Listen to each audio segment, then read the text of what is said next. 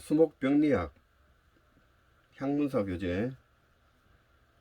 내가 오늘 이 책을 읽을 수 있다는 것은 내 생애에 가장 기록될 날이다. 훗날 내가 이 책을 다시 손에 들었을 때 오늘과 그날을 비교해보고 나의 지식이 넓어졌음을 감개 깊게 느낄 것이다.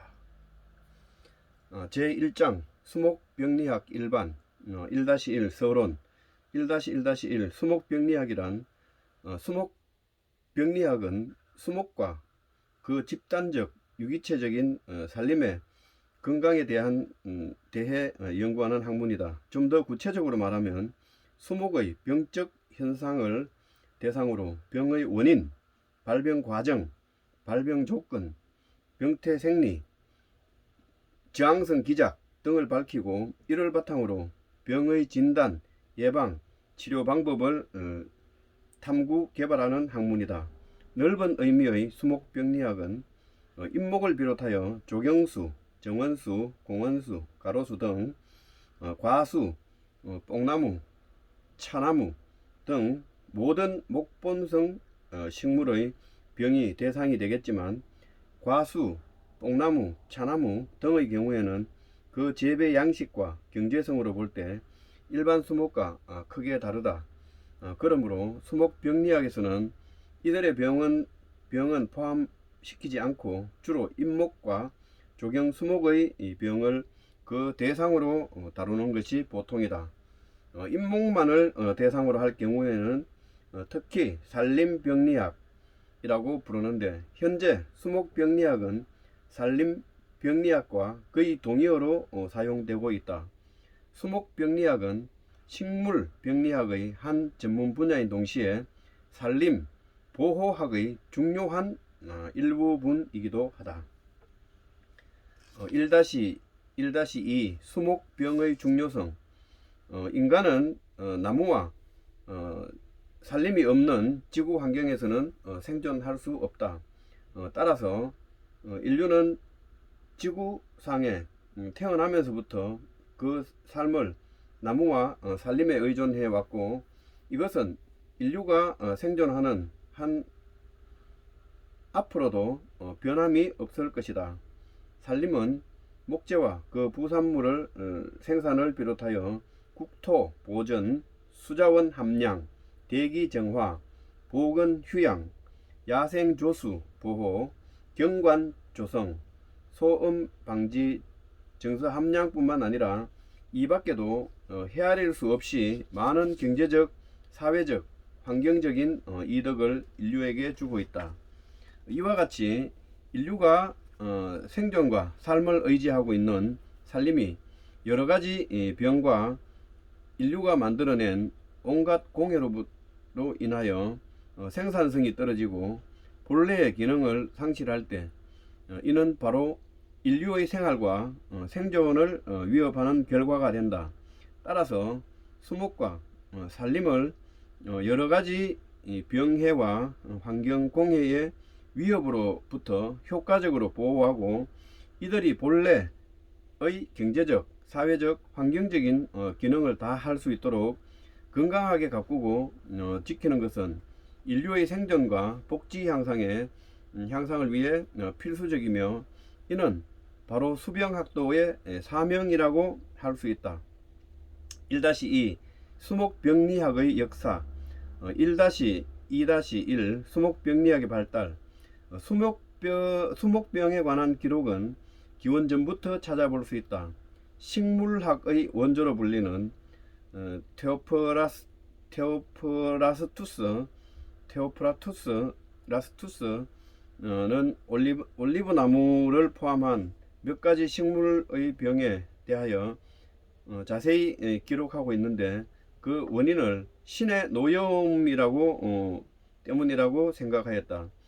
그러나 고문헌상에 나타나 있는 이러한 단순한 기록들을 떠나 수목병리학이 하나의 독립된 학문으로 체계를 갖추게 된 것은 19세기 중엽 독일의 로버트 하티그에 의해서이다. 그는 부후제 중 균사와 외부에 나타난 자실체와의 관계를 처음으로 밝히는 한편 수목병리학 교과서를 비롯한 수목병리학의 고전으로 불리는 여러 저서들을 발표하였다. 이러한 저서들은 수목병리학을 개척하고 그 토대를 이룩하는 데 선구자적인 역할을 하였다. 하티그는 수목병리학뿐만 아니라 산림 식물학 분야에서도 많은 훌륭한 업적을 남김으로써 오늘날 수목병리학의 아버지로 불리고 있다. 하티그로부터 출발한 수목병리학은 그 후 많은 발전을 이루면서 오늘날에 이르렀는데, 특히 20세기에 들어와 북아메리카 대륙을 휩쓴 밤나무 줄기마름병, 오엽송류 털록병, 너름나무 시드름병 등 오늘날 이른바 세계 3대 수목 유행병으로 일컬어지는 이들 수목병의 대발생과 그로 인한 엄청난 경제적, 사회적인 피해 손실은 수목병리학의 발전을 크게 촉진시키는 계기가 되었다. 세계 3대 수목 유행병은 밤나무 줄기마름병, 오엽송류 털록병, 그 다음에 너름나무 시드름병 세 가지. 1-2-2 우리나라에서의 수목병리학의 발달. 우리나라의 옛 문헌도 수목병에 대한 기술이 있다. 조선 후기 실학자 서유구는 서유구가 저술한 농서진 행포지에는 배나무 붉은 무늬병, 즉 즉성병, 배나무 붉은 무늬병이 심하게 발생한다는 것과 이 병이 향나무와 신비적인 관계에 있다는 것을 인정하고, 배나무밭 주위에 향나무를 심는 것은 위험한 일이다 라고 기술되어 있는데, 이는 배나무 붉은 무늬 병균의 기주교대 현상을 경험적으로 입증한 매우 흥미롭고 중요한 기록이라 할 수 있다. 우리나라에서 수목병을 포함한 산림 보호에 관한 과학적인 시험 연구가 시작된 것은 1922년 서울 청량리 조선총독부 임업시험장이 설치되고 나서부터인데, 1945년 해방이 될 때까지 일본 사람들이 주축이 되어 시험 연구가 수행되었다. 이 기간 중에 수행된 산림 보호 관련 시험 사업을 보면 송충, 솔라방, 솔잎 혹파리, 오리나무 잎벌레, 군뱅이, 묘포 해충, 군뱅이 등 산림 해충에 관한 것이 대부분이고, 수목병에 관한 것은 매우 적다. 이는 당시 큰 문제가 된 수목병이 없었거나 또는 수목병리학을 전공한 학자가 없었기 때문으로 추측된다. 그러나 이 기간 중에 우리나라의 수목병에 관련된 몇 가지 특이할 만한 업적을 찾아볼 수 있다. 당시 임업 시험장에서 곤충을 연구하던 타카키 고로쿠는 1936년 5월 상순 경기도 가평군 군내면 성안리에 있는 도유림에서 잣나무 털록병을 맨 처음 발견하고, 이를 크라나트리움 리비콜라에 의한 피해로 인정했는데, 그는 그 병원균의 동정을 보다 정확히 하려고 당시 녹병균 연구로 저명한 도토리 고등농림학교의 히라트수카 나오히데에게 병원균의 감정을 의뢰하여 크라나트리움 리비콜라가 틀림없다는 사실을 발견하였다. 클라나트리움 리비콜라, 이거는 녹병 중에도 잣나무 털록병, 크라나트리움 리비콜라, 그는 잣나무 털록병의 이 발견 및 병원균의 이 동정, 경위 등을 조선에서 새로 발견된 잣나무 병해라는 제목으로 조선 임업회보에 1937년에 발표하였는데, 이것은 우리나라에서 발생한 중요한 수목병의 피해 상황과 병원균 동정에 관한 최초의 기술이라는 점에서 큰 의의가 있다. 한편 히라트 수카 나오히데는 우리나라의 녹병균 203종을 수록한 조선 산수균을 1942년에 발표하였는데, 이것은 우리나라의 이 녹병균 분류에 관한 최초의 연구 논문으로서 이 중에는 수목에 발생하는 녹병균도 상당히 포함되어 있어 우리나라 수목의 녹병 연구에 귀중한 자료가 되고 있다. 또한 1940년 임업시험장에서 발간된 선만 실용 임업편남 에는 수목병 92종과 버섯류 163종이 수록되어 있는데, 이것은 당시에 발생하고 있던 수목병의 종류를 살펴볼 수 있는 유일한 문헌으로 그 자료적 가치가 높다. 1943년에 교토 제국대학 햄미 다큐는 조선총독부 임업시험장의 촉탁 후지부로 요사부로가 보내온 1941년도에 채집한 산림 식물병 표본 125개 중 단풍나무의 갈색 전문이 병균인 셉토리아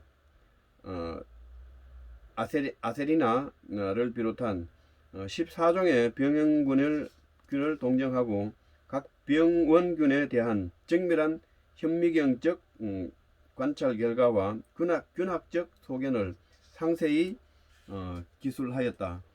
조선 삼림 식물병원균 연구라는 제목으로 식물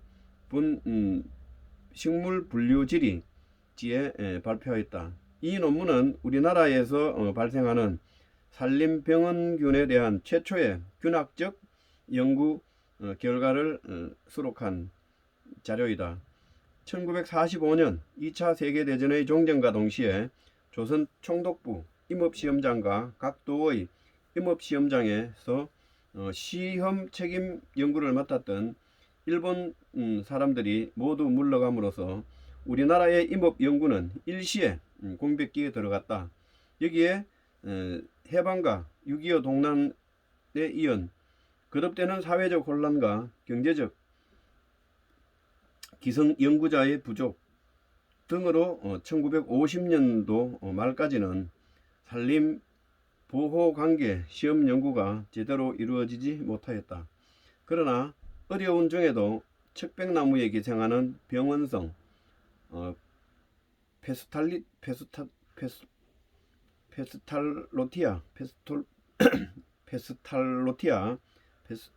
페스탈로티아에 대한 연구가 1956년에 비롯하여 한국의 진균성 식물병 목록 1958년, 포플러 엽꽃병에 관한 연구 1959년 등이 발표되었다. 이러한 연구는 해방 후 처음으로 우리나라 연구자들에 의해 수행된 수목병 관련 연구라는 점에서 의의가 있다.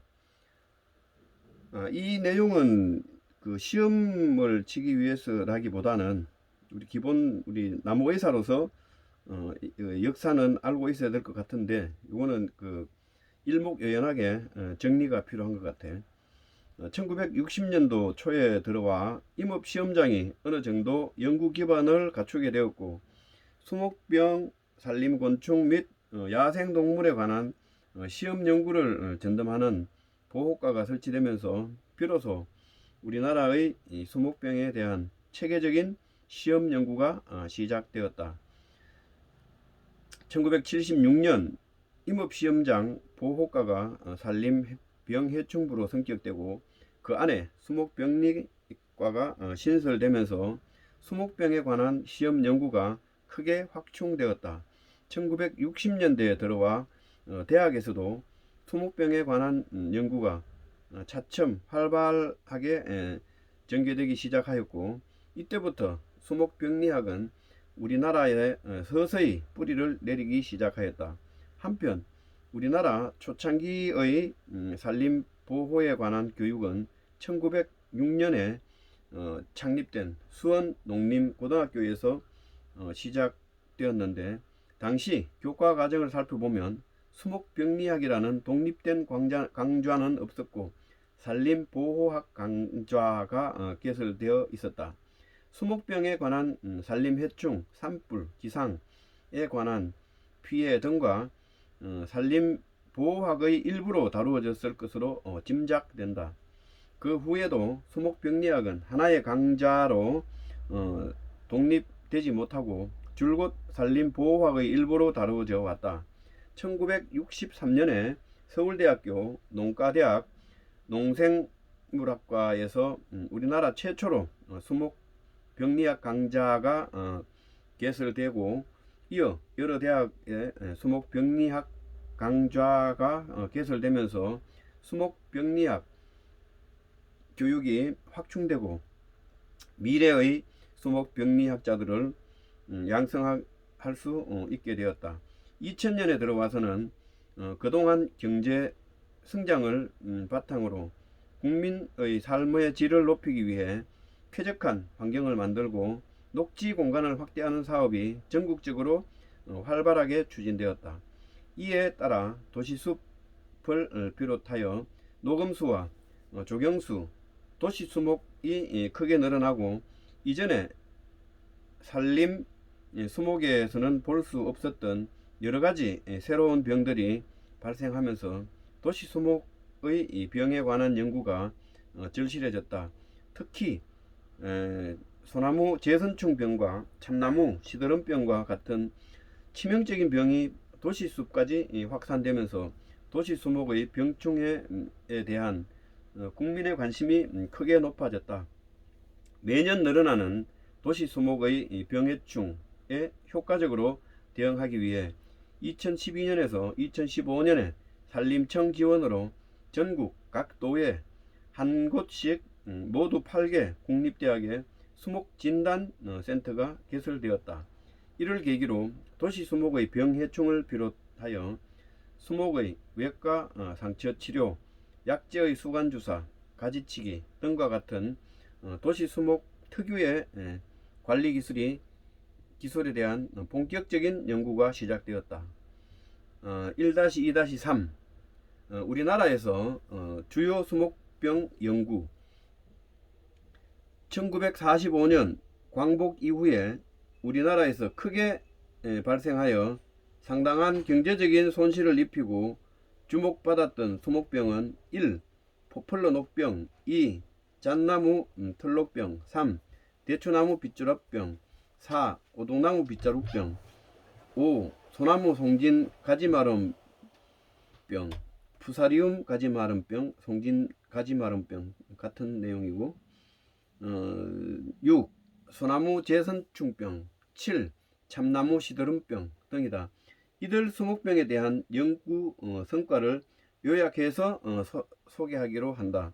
포플러류 녹병 요거는 169페이지에 자세하게 서술되어 있고 1956년부터 전국적으로 속성수종인 도입 이탈리 포플러의 집단조림이 많이 이루어졌는데 여기에 잎녹병이 크게 발생하여 조기낙엽으로 인한 생장장애 등의 피해가 심하였다. 포플러류 잎녹병을 일으키는 병원균은 세계적으로 20여 종이 알려져 있는데 인공접종 시험을 통해 우리나라에서는 낙엽송을 중간 기준으로 하는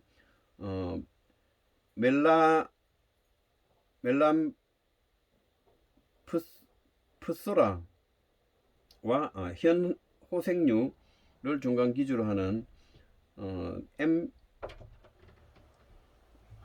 분포한다는 것과 또 퍼플러 잎에서 월동한 포자가 직접 1차 전염원이 될 수 있다는 사실을 규명하였다.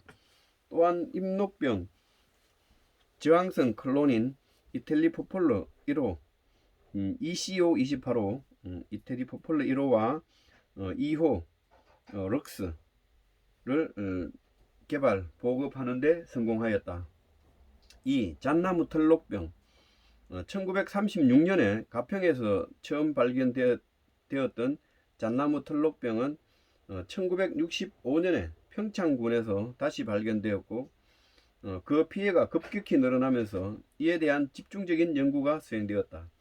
산림청 통계에 의하면 1973년부터 1994년 사이에 벌채, 소각한 잣나무 털록병 감염목은 약 118만 그루에 달한다.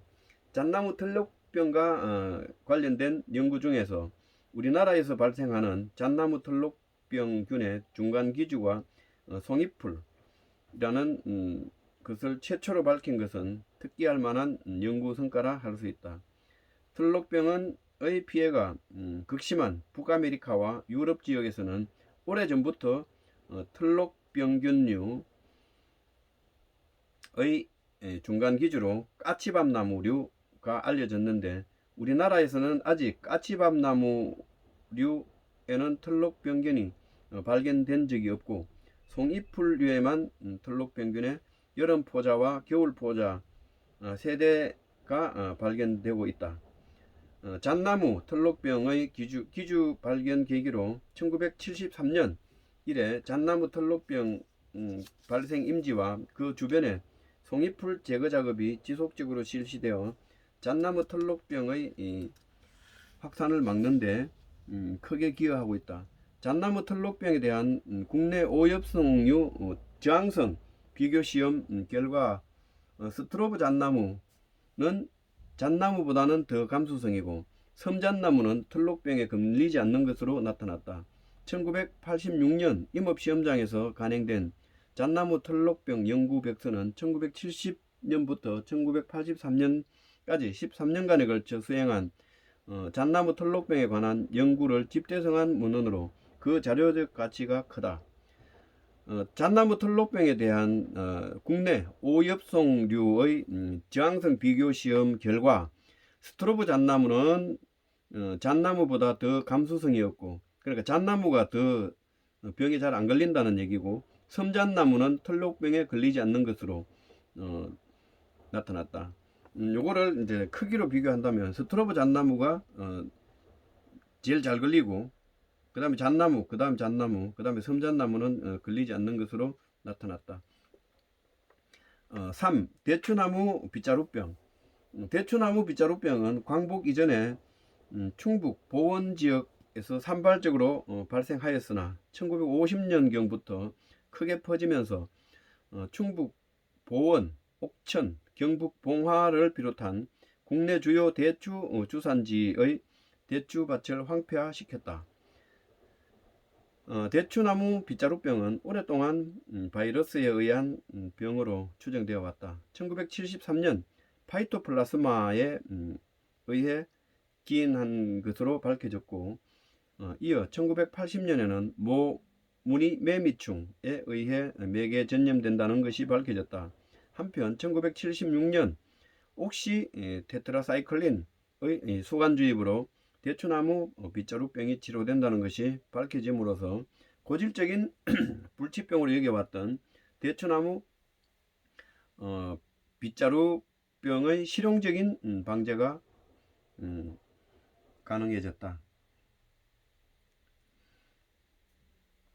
그 다음에 오동나무 빗자루병. 오동나무 빗자루병은 우리나라를 비롯하여 일본, 중국, 대만에서 많은 오동나무 조림지를 황폐시킨 치명적인 병으로 오랫동안 오동나무 재배에 가장 큰 장애 요인이 되어 왔다. 우리나라는 1970년대에 오동나무를 많이 심었는데 빗자루병의 창궐로 거의 전멸되고 더 이상 조림이 중단되었다. 오동나무 빗자루병은 파이토플라스마에 기인하는 병으로 오랫동안 전염 경로가 밝혀지지 않아 방제 속수무책이었다. 그러나 1967년에 담배 장립노린재가 오동나무 빗자루병을 매개 전염하는 것이 밝혀지고 그 후에 썩등나무 노린재, 오동나무의 매미충도 이 병을 매개한다는 것이 밝혀짐으로써 매개충 구제에 의한 방제를 기대할 수 있게 되었다. 또한 1980년에는 빗자루병 발병 초기에 옥시테트라사이클린을 수간주사함으로써 병을 효과적으로 치료할 수 있다는 것이 밝혀졌다.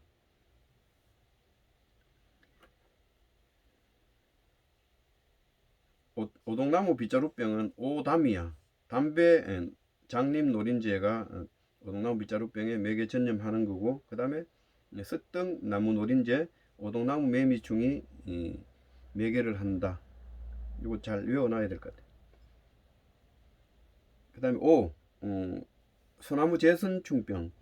소나무 제선충병은 1988년 10월 부산 동래구 금정산 일대에 소나무림에서 처음 발견되었는데 발견 초기에 집중 방제를 함으로써 한동안 피해가 확산되지 않다가 1997년부터 다시 퍼지기 시작해서 최근 2017년 현재에는 제주도를 포함하여 우리나라 전역에 발생하고 있다. 우리나라 소나무와 곰솔, 해송에서 발견된 제선충은 일본에서 보고된 소나무 제선충과 같은 종임이 확인되고, 또한 매개충도 일본에서 보고된 솔수염 하늘소와 동일한 것으로 밝혀졌다. 제선충병에는 그동안 소나무와 곰솔에서만 발생하였는데 2006년 경기도 광주시 잣나무 임지에서도 발생하는 것이 확인되었고, 2007년에는 솔수염 하늘소보다 위도상 북쪽에 주로 분포하는 북방수염 하늘소도 소나무 제선충을 매개한다는 것이 밝혀졌다. 소나무 제선충병 요거는 여기 소나무 제선충병 학명하고, 그다음에 매개충 솔수염 하늘소하고 북방 하늘소 요 학명 요것도 반드시 알고 있어야 될 것 같아요. 외워야 돼요. 2차 시험에도 나올 것 같고, 이거 노트 정리할 때 잘 요약해서 꼭 외울 수 있도록 해야 되고, 소나무 송진 가지마름병, 소나무류 송진 가지마름병, 푸사리움 가지마름병이라고도 하고, 송진 가지마름병, 송진 푸사리움 가지마름병은 1996년에 인천 지역에서 리기다 소나무림에서 처음 발견되었는데 그 후 빠른 속도로 퍼지면서 현재는 제주도를 포함한 전국 각지에 리기다 소나무림에 큰 피해를 주고 있다. 우리나라의 경우 이 병은 주로 리기다 소나무에 심한 피해를 주며 이 밖에 곰솔, 리기테다 소나무, 테다 소나무, 버지니아 소나무, 구주 소나무, 방크스 소나무 등에도 발생하는 것으로 확인되었다. 최근에는 제주도를 비롯한 남쪽 해안 지역의 해송림에서 지속적으로 피해가 나타나고 있어 피해 확산이 우려되고 있다. 우리나라에서 발생하는 송진 가지마름병의 병원균은 미국, 남아프리카 공화국, 일본 등지에서 발생하고 있는 푸사리움 시리티리움과 동일한 종으로 확인되었다. 최근에 테부코나졸 유탁제의 수간주사가 이 병을 방지하는 데 효과적인 것으로 밝혀져 골프장, 공원, 휴양림 등에서 방제 실용화되고 있다. 참나무 7, 참나무 시드름병, 이거는 172페이지에 있고, 참나무 시드름병은 2004년 경기도 성남시의 신갈나무에서 처음으로 발견되었는데 그 후 전국적으로 확산되면서 참나무림에 큰 피해를 주고 있다. 이 병은 주로 신갈나무에 피해를 주며 이밖에 떡갈나무, 졸참나무, 갈참나무, 상수리나무 등에도 발생한다. 우리나라에서 발생하는 참나무 시드름병의 병원균은 최근에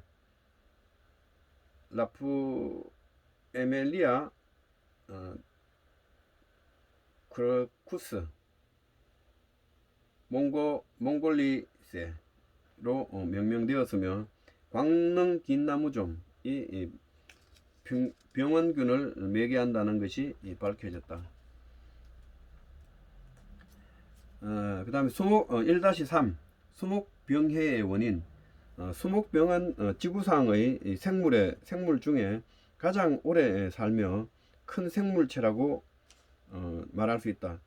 인간을 포함하는 다른 생물군들과 마찬가지로 수목도 일생 동안 다양한 환경 조건에서 다른 생물체들과 관계를 맺으면서 살아간다.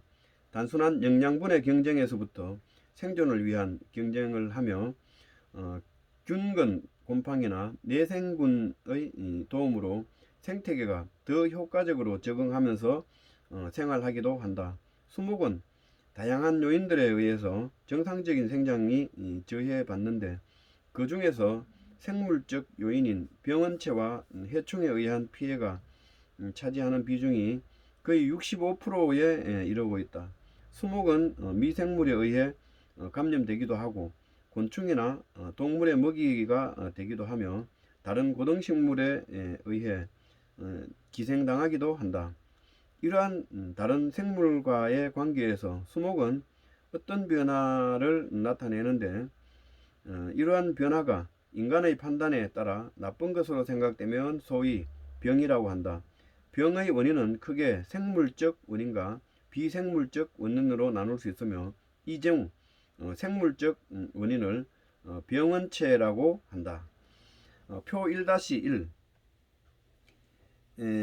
요거는 꼭 외운다기보다는 그냥 읽어보면 다 오랫동안 보면 알 수 있는 것들이죠. 수목병의 생물적, 비생물적 원인인데 1. 병원, 생물적 원인은 곰팡이가 70에서 80%, 그 다음에 세균, 바이러스, 파이토플라스마, 원생동물, 선충, 기생성 종자식물. 비생물적 원인은 온도 스트레스, 수분 스트레스, 토양 스트레스, 대기 오염, 화학 물질 이렇게 분류되는데 요 표는 반드시 알아야 되는 거. 이미 다 알고 있잖아 우리는. 수목에 병을 일으키는 생물적 원인으로 곰팡이, 세균, 바이러스, 파이토플라스마, 선충, 원생동물, 기생성 종자 식물 등을 들 수 있는데 좁은 의미의 병이란 같은 생물적 원인에 의한 것을 말한다. 파이토플라스마와 원생동물에 의한 수목병은 열대와 아열대 지방에서 흔하고 세균과 바이러스에 의한 병은 목본식물보다 초본식물에서 더 흔하다. 대부분 수목병은 곰팡이에 의해 발생한다. 한편 수목병의 비생물적 원인은 수목의 생장에 부적당한 모든 환경 요인이라고 할 수 있다. 즉 온도, 수분, 토양, 오염물질 등이 수목의 정상적인 생장을 방해하면 넓은 의미의 병원체가 될 수 있다. 이러한 경우 흔히 장해라는 용어를 사용하여 온도장애, 수분장애, 토양장애 등으로 부르거나 스트레스라고 부르기도 한다. 도시지역에서는 사람의 활동에 의해 수목의 생장에 장애가 되는 인간 압력병이 흔하다. 각종 공사, 사람이나 자동차에 의한 다밥, 오염물질 증가, 과도한 영양 상태 등 어떤 요인이라도 인간 압력병의 원인이 될 수 있다. 개개의 요인이 독립적으로 작용하는 경우는 드물고 대부분 여러 요인이 복합적이면서 만성적으로 작용하는 미생물에 의한 질병의 소인으로 작용하기도 한다. 1-4 수목병해의 발생.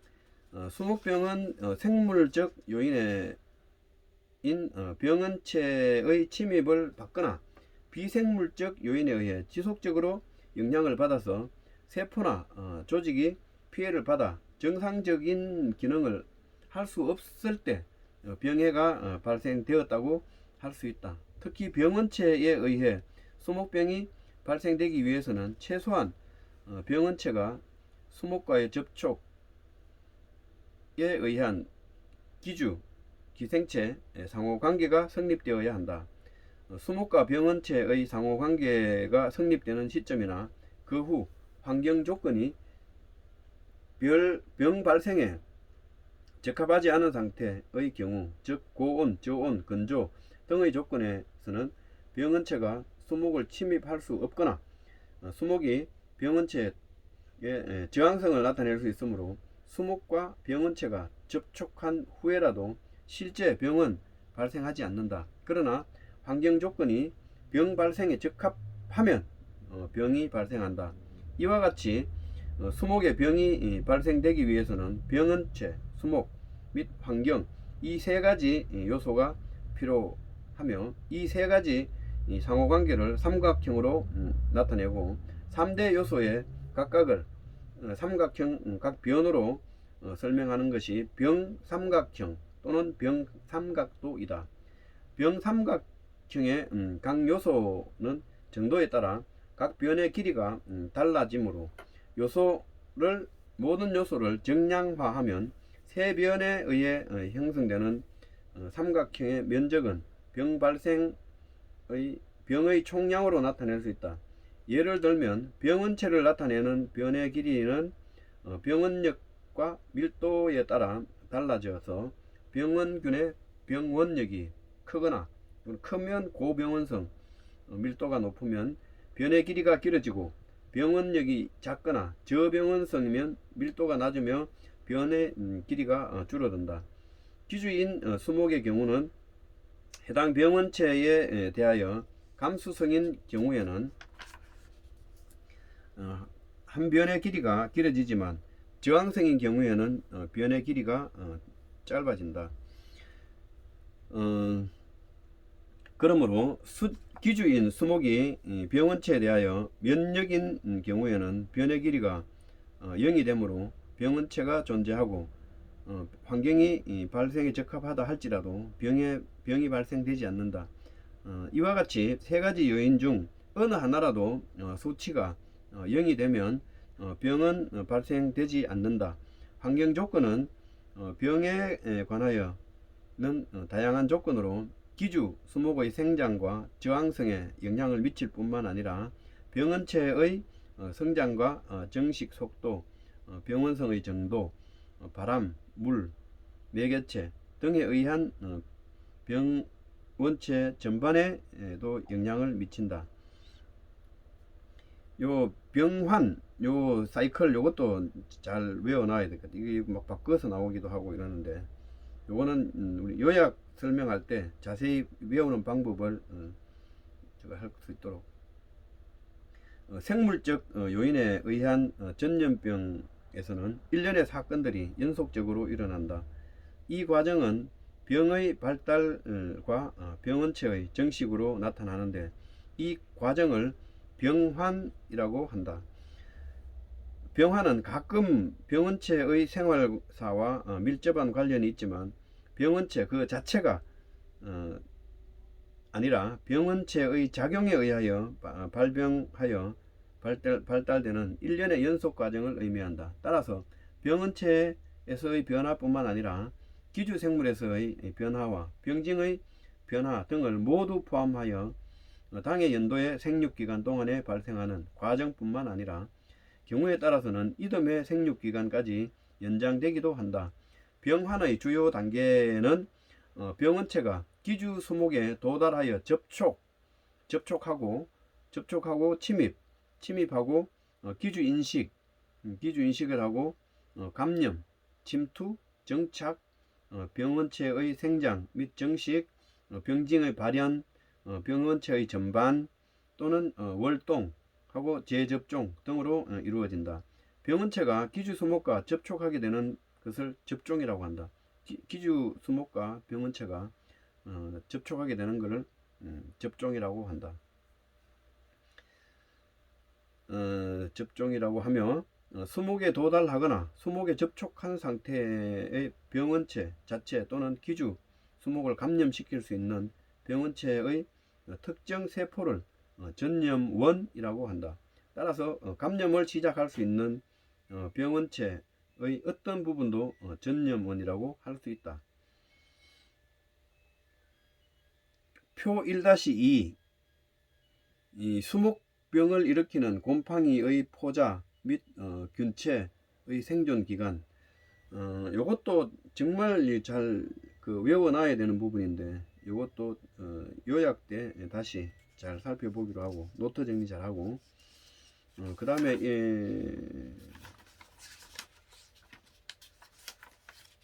아직도 많이 남았네.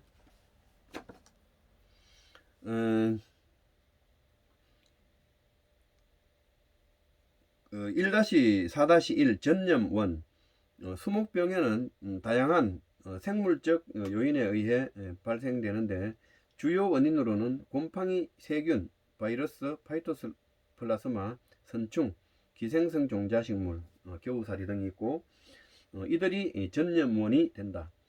발병의 중요한 것은 이들 병원체의 전반 및 기주 수목을 감염시키는 능력이 있다. 병의 확산은 병원균의 생산, 방출, 비산, 정착, 활성과 이들 요인에 미치는 기상 등의 환경 요인과 깊은 관련이 있다.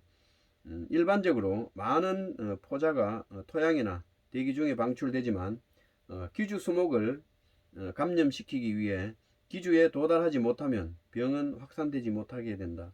따라서 병의 전반에 중요한 것은 감염 부위에 도달하는 전염원의 양과 질이다.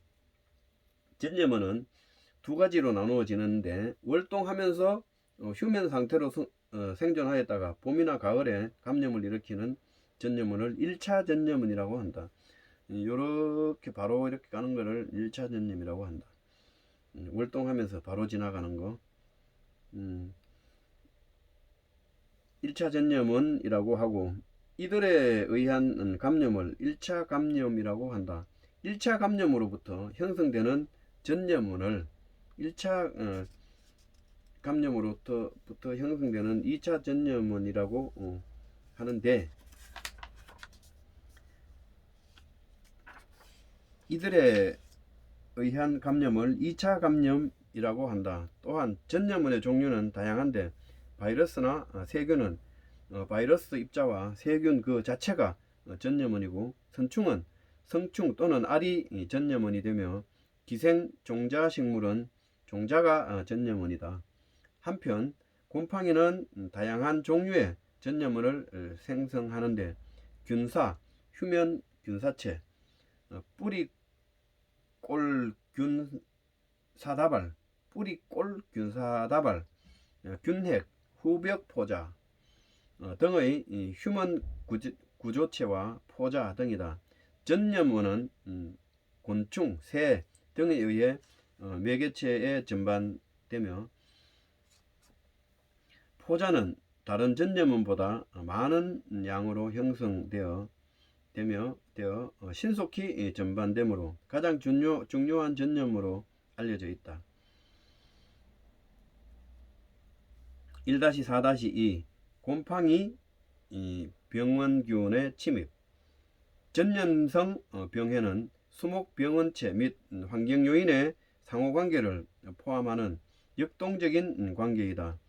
목본 식물을 가해하는 곰팡이는 토양, 숲이 또는 수목 주변의 대기 중 항상 존재하면서 언제든지 병을 일으킬 기회만 노리고 있다. 병원성 곰팡이가 수목에 침입하려고 할 때 환경 요인은 병원균뿐만 아니라 수목에게도 좋은 상태이다. 곰팡이는 수목의 방어력을 뚫기 위하여 물리적 또는 화학적 무기를 사용하여 수목 내부로 침입한 후 정착한다. 일부 곰팡이는 기공, 피목, 수공, 밀선과 같은 자연개구를 통하여 수목을 침입하기도 하지만 다른 종류의 병원체는 직접 기주 수목의 세포 내로 침입하기도 한다. 그러나 대부분 곰팡이는 상처를 통해서만 수목 내로 침입할 수 있다. 수목에서는 손톱으로 긁힌 작은 상처도 심각한 병을 일으킬 수 있으며 부러진 가지의 남은 부분이나 부적절한 전정 또는 기계를 잘못 사용하여 발생한 기계 피해 등에 의한 생긴 상처가 곰팡이의 침입 장소가 된다. 따라서 수목에 상처가 발생하지 않도록 유의하고 일단 발생하였을 때는 신속하게 대처해야 한다. 이러한 대처는 곰팡이에 의한 수목의 감염을 방지할 수 있으며 다른 병원 미생물에 의한 감염도 방지할 수 있다. 그림 1-7 곰팡이가 수목에 침입 및 감염하는 방법. 요거는 이제 직접적인 방법, 자연개구부를 통한 침입, 상체를 통한 침입 이런 방법이 있는데 이것도 잘 봐놓고 1-4-3 곰팡이에 의한 수목병 발생. 수목은 곰팡이와 다른 병원균의 침입에 반응하여 침입 부위에 방어벽을 설치하고 감염되는 조직을 최소화시키려고 노력한다. 동물에서 침입하는 병원균을 모두 죽여야 하는 것과는 달리 수목에서는 감염된 조직을 먼저 구획하는 꽃, 잎, 가지, 줄기, 뿌리 등 수목의 모든 부분에서 일어날 수 있다. 수목에서 발생하는 병의 정도는 병원군의 물리적, 화학적 무기에 대하여 기주 수목에서는 방어적, 물리적, 화학적으로 어느 정도 형성되느냐에 따라 결정된다. 곰팡이는 수목의 다양한 부위에 다양한 방법으로 가해야 하는데 잎, 줄기, 뿌리 등 특정 부위를 가해하기도 하고 통도 조직인 유관속 조직을 가해하기도 한다. 그러므로 수목에서 나타나는 병징도 곰팡이 병원균에 의한 가해 방법에 따라 달라진다. 곰팡이 균사는 잎이나 숲이 세포를 죽이고 마름 증상을 나타내어 광합성을 저해할 수도 있고 목질부 수분 통도관을 막아 시드럼 증상을 유발하여 수분 및 양분의 이동을 저해할 수 있으며 줄기나 뿌리 조직을 감염하여 부후나 썩은 병을 일으키기도 한다. 수목의 잎 부분이 비정상적으로 생장하게 하거나 다양한 방법으로 수목의 정상적인 활동을 방해하기도 한다.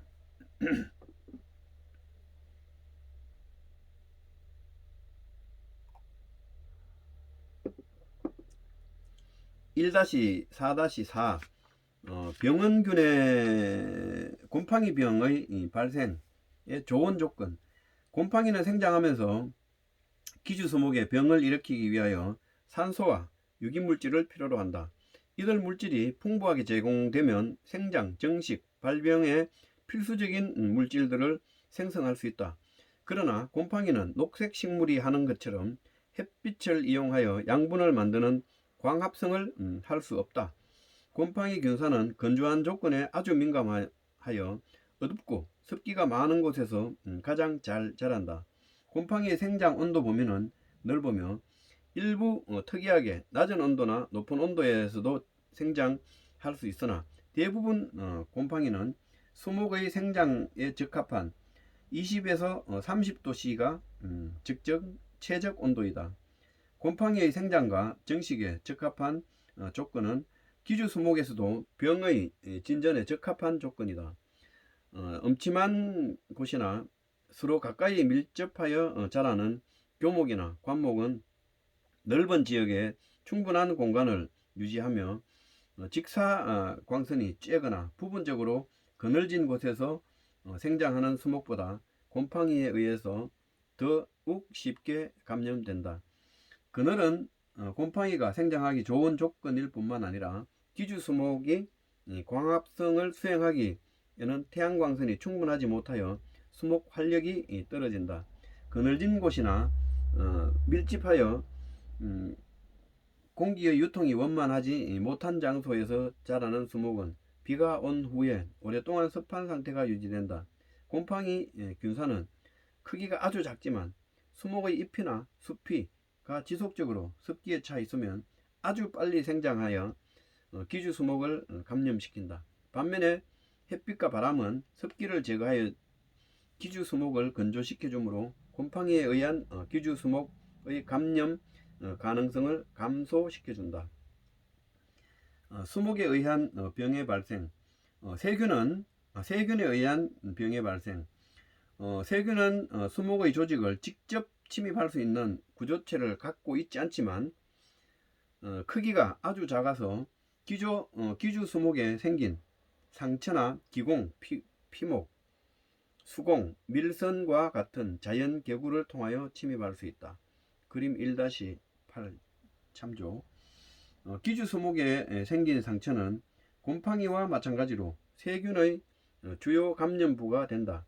상처는 가지치기, 전정, 접목, 기계적 피해, 곤충, 자연재해 등에 의해 발생되며 일반적으로 기주수목의 표면에 오염원으로 존재하고 있는 세균이 상처를 통해 침입하여 감염을 일으킬 수 있다. 또한 세균은 상처를 일으키는 전정, 접목 도구 또는 접목이라는 건 접붙일 때 칼로 자르고 갖다 붙이고 감고 할 때 거기 도구에 묻어서 오는 접목 도구, 전정 도구 또는 곤충의 몸에 붙어서 상처가 생긴 모든 수목으로 침입할 수 있다.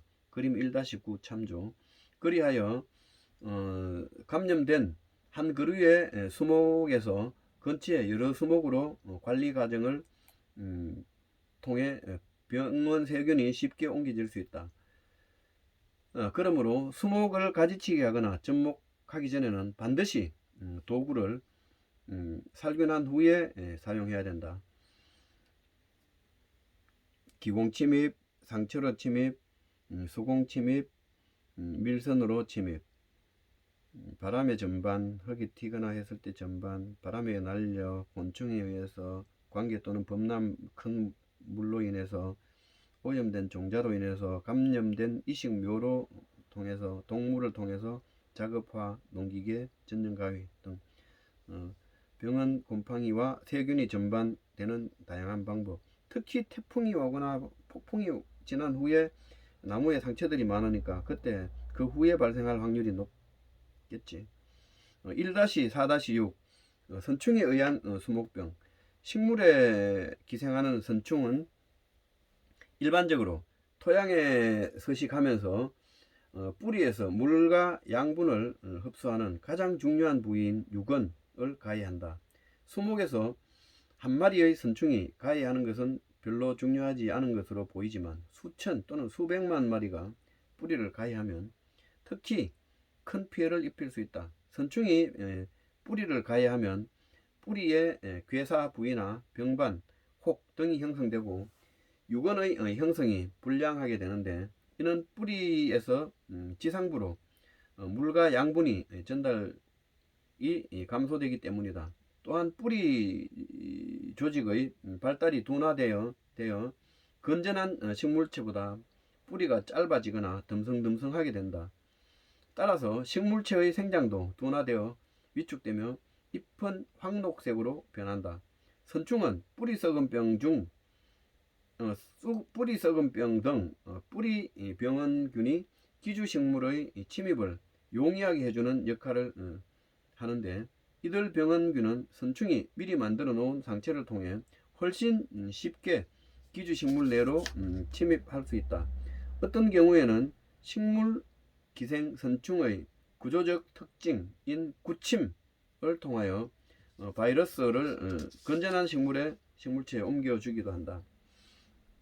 수목의 뿌리를 가해하는 식물기생선충이 여러 종 보고되고 있는데 쇠락을 유발하는 복합병의 부분으로 생각되기도 한다.